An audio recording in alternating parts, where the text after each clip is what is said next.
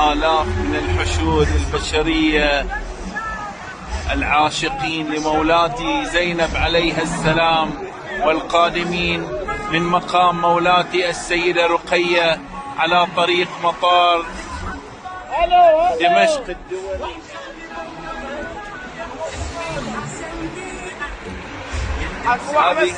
خفف هذه الحشود البشرية مأجورين يا زوار العقيلة.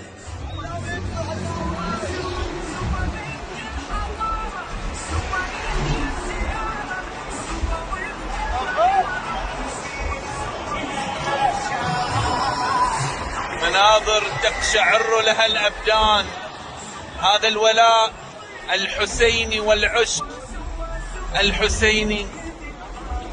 اللهم بارك في هذه الخطوات إن شاء الله. اللهم احفظ شيعة أمير المؤمنين عليهم السلام.